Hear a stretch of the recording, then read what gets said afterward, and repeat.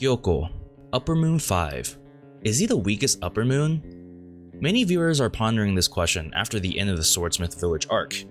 In fact, this Reddit post was why I decided to make this video.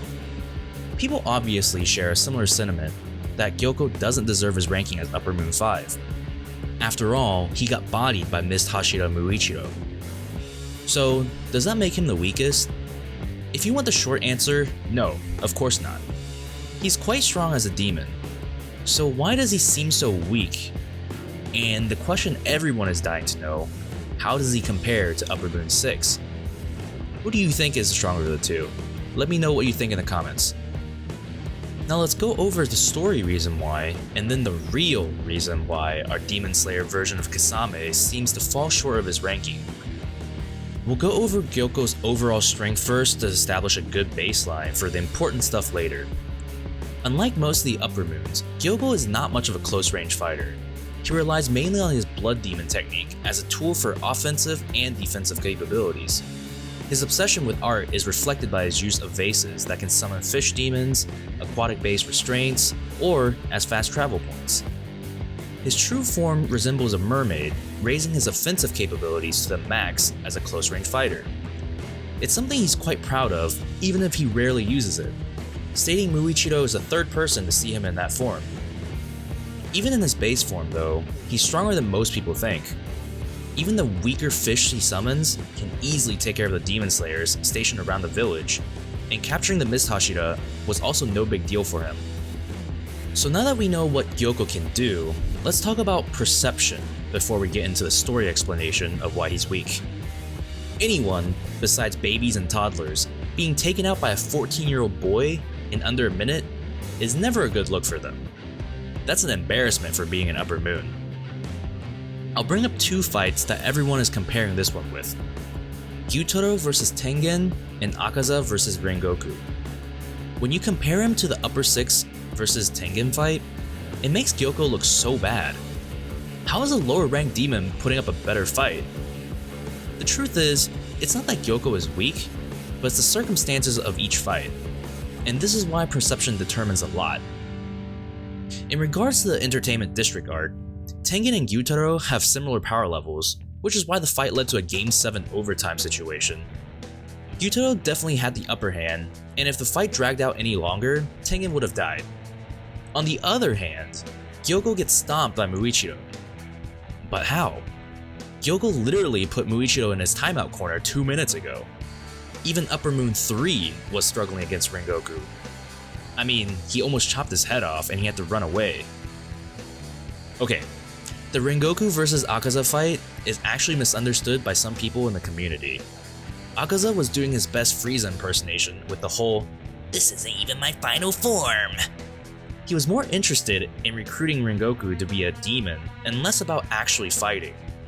And it is very clear in the future arcs that Akaza is way stronger than he appears in the Infinity Train arc. If he was serious, Akaza could have turned Rengoku into a donut before the battle even began, so we can set that fight aside. Now, what's the difference between Gyokko vs Muichiro and Gyutaro vs Tengen? The major difference between these fights is something important that I feel like the anime kinda glossed over, and because of that, many people either missed it or didn't think too much about it. The thing I'm talking about is Demon Slayer Mark. This is the story explanation for Gyokko's defeat. The real reason requires much less explanation, which I'll get into very shortly. The TLDR is that the Demon Slayer Mark is kinda like using Kaioken. You get enhanced speed and power, but in exchange it causes a lot of stress on your body. It's not something Muichiro could maintain for long during this arc. But yeah, Muichiro basically gets a huge power up and the scale tips in favor of him. Muichiro does to Gyokko what Goku does to Nappa. The thing is, even with the Demon Slayer Mark, Gyokko is actually not weak enough to be destroyed in 10 seconds. But here's what happened. I don't think you guys understand how much Gyokko actually overpowered Muichiro before this, so let's talk about it real quick before we get into the real reason why he seems so weak. Gyokko didn't even break a sweat at the beginning of the battle. His poison and water prison jutsu meant Muichiro was slowly dying off screen and didn't have to worry about him anymore. And funnily enough, this is actually why he lost so quickly afterwards. Gyokko's pride and arrogance was what led to his 80% speedrun. Throughout all this, Gyokko did not see any of the humans in the village as a threat, Hashiras included. I mean, he just kept talking on and on about his art and messing with some dude sharpening a sword. Typical villain stuff. And that's understandable if you can take out a Hashira with no problems. So he was caught off guard that Muichiro could get out of his water prison, but thought it was probably a fluke. Turns out, Muichiro did get way stronger, forcing Gyokko to go into his true form, and his true form is nothing to scoff at. He had scales with greater toughness than diamonds, and movement so fast he didn't even need to use his pods to teleport. But neither him or us as viewers knew the full extent of a marked Hashira's power. And the rest is history. Gyokko was overconfident throughout the fight, and by the time he decided he needed to take it seriously, it was already too late. We never got to see a real fight between the two since it was so one-sided in both halves. Up until now, Gyokko only uses pods for attacks, so it's a shame we never got to see his full potential as a close-range fighter. So I mentioned earlier that this is just a story explanation, so what's the real reason?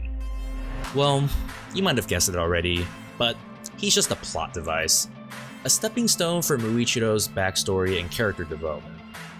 This arc was never about Upper Moons 4 and 5. It was to introduce us to a Demon Slayer mark, along with more information on characters we don't know much about, like Muichiro, Mitsuri, and Genya. I mean, Han Tengu barely had a backstory, and Gyokko didn't even get one. So while Gyokko is strong, and despite popular belief, is worthy of his ranking, the author simply chose to make him look weak to emphasize just how strong the mark is. If the Hashira were to struggle against lower Upper Moons, then it's not looking good for the future battles. Even within the Upper Moons, the upper ranking demons 1 through 3 are on a totally different level than the lower half. Something to look forward to in the future. So yeah, it's unfortunate that we don't get to see the full extent of Gyokko's power, but nonetheless, he is strong and deserves his ranking. I hope that clears up the misconception that Gyokko is the weakest of the Upper Moons.